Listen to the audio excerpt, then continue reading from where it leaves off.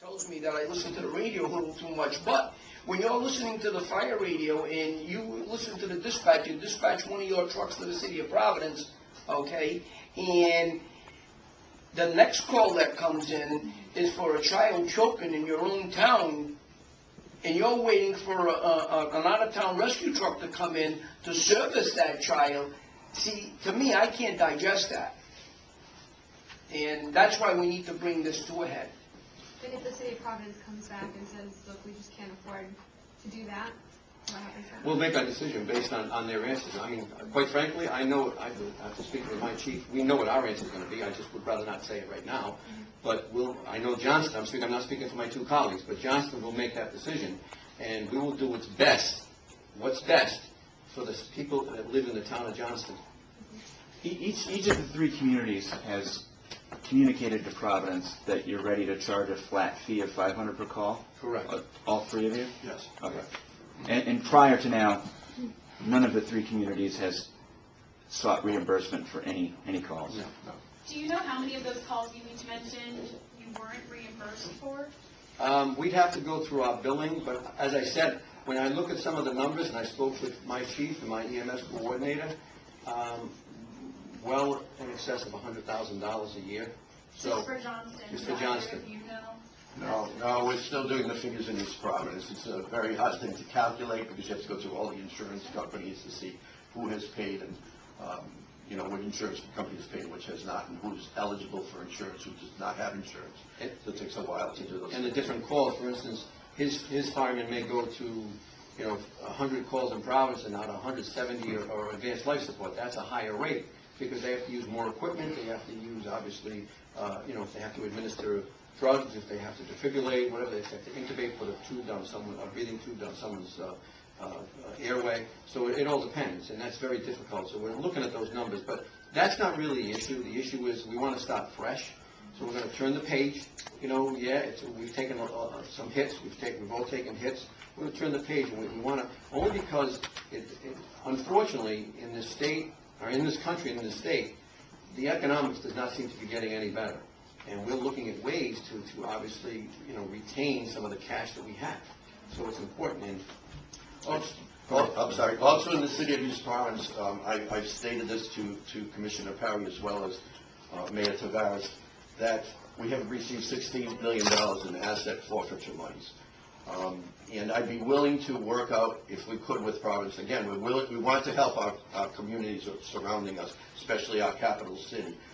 Willing to commit some of that $60 million by way of going to the Department of Justice to ask them if they would allow us to have a mutual aid kind of working relationship, either in a regionalization of some kind of services with Providence that would in fact save them other monies, so that this mutual aid, if they had to pay us for EMS services, would be almost like a wash. I'd be willing to look into that. I'd be willing to go to the Department of Justice on behalf of our two communities to work out some kind of a regionalization of some sort. I forget, I'm between $2 million and May. And you guys Cranston, you mentioned Pawtucket, obviously Grevian or Fund here. Are they part of this site, or is it just... we had spoken to them before, and, Mayor Grevian was at one meeting. I'm sure he's busy. I spoke with Mayor Fung. He, I guess he was going to work it out with the mayor. So this is... So it's just you? Yeah, this is us. Yeah, us three. Let's face it. We're all having financial difficulties, and we want to make sure that it's not fair for me to keep going to my chief saying, okay, I'm going to cut your budget, He's like, money's, going out the door that he's not getting reimbursed for. I'm going to state too, in the case of the city of East Providence, we're under the watchful eye of a budget commission. So we're looking at every dollar. So we may be delving into ways of getting the taxpayers' money back, or getting payments back for EMS services, as well as hundreds and hundreds of other ways of justifying the taxes or the monies that we're spending or not bringing it into the city of East Providence on behalf of the taxpayers. We have to do this way. It's mandated by state law. So that's what makes us more watchful at this point. We never really came to light of day in the past.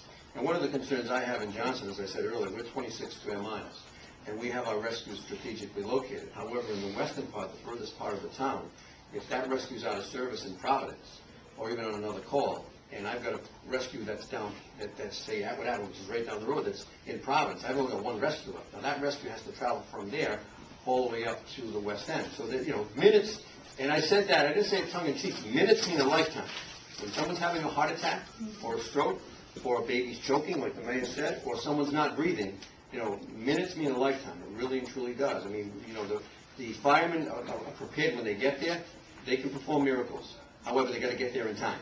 So we're looking at a lot of time loss that if our trucks are in Providence, a couple of times last week or the week before we had the meeting, out of 3 rescues, we had 2 in Providence, and that's just not going to, the chief was not happy with that. So, no, it sounds to me like there hasn't really been any ultimatums from you, but you've communicated that you want the $500, you'd like to be reimbursed the $500, and essentially you're waiting until the 30th for them to give you an answer to that, and then you're not saying yet what you're going to do on the 30th, but you're just declaring, partly because of rumors, but you're saying that you're waiting for an answer, right? I know what we're going to do, Johnson. I can't speak for my colleagues, but I know what we're going to do. Okay. In East Providence, we need to see the figures. We need to see how much it's actually costing the taxpayers. Again, we do want to continue helping our surrounding communities, and Providence in particular because of the capital city. We're pretty close to Providence, obviously, right over the bridge. We do not want to shut off services to the city unless it's absolutely necessary because it's costing our taxpayers dollars in other communities, because we're hurting in the city of East Providence. This can no longer be on the backs of our taxpayers. We need to work out something mutual. If I may, I think the city needs to figure out what's going to be the least cost factor for them. Is it going to be more expensive for them to add a couple of additional trucks on the road, or is it going to be less expensive for them to reimburse those neighboring communities that are coming in and subsidizing their service? I know if it were me, that's the decision I'd be making right now. Do I buy another truck, put more people on the road with a rescue, an additional rescue, or do we decide that, try to come up with a figure to reimburse those communities? Because, by the way, that responsibility is not ours. That responsibility lies solely, with the city of Providence to provide fire and rescue service. If we were placed in that situation in North Providence, I can tell you this, and I would be sitting with the chief, the rescue coordinator, and saying, okay, how are we going to handle this? Because when the call comes in, and that person is waiting an extra 4, 5, maybe 6 minutes for an out-of-town rescue to come in, that's a little disappointing, especially when you are the mayor, you are the public safety director, you are the fire chief. You're answering those questions of where were you? And it just makes sense, God forbid, as my grandmother used to say, if all 3 of our rescues are on calls in Johnston and someone has to wait longer, that's easy for me to explain to them. Listen, we had 3 rescue calls that obviously were taking care of people in the town. It's very, very difficult for me to say to them, well, we had 2 in Providence and 1 was on a Johnston call.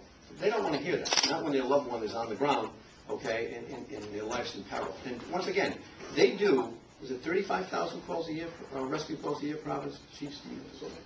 35 to 40. 35 to 40,000. They're busy. They're busy. They are really busy. What have they got, 5 rescues? 5. 6. They have 6 rescues. So, those rescues are running, the men and women in Providence are running constantly. We understand that. But that's not Johnston's issue, East Providence or North Providence. So, as I said, it's, I just don't want to have to explain to someone's family someday that, unfortunately, the rescue didn't arrive in time because 2 were in Providence and 1 was on taking care of someone in Johnston. If all 3 are tied up in Johnston, hey, that's just the luck of the draw. It's unfortunate. But that's more palatable for me to explain it to someone. Sure. I guess where I'm confused is if Providence comes back and says, hey, we're going to add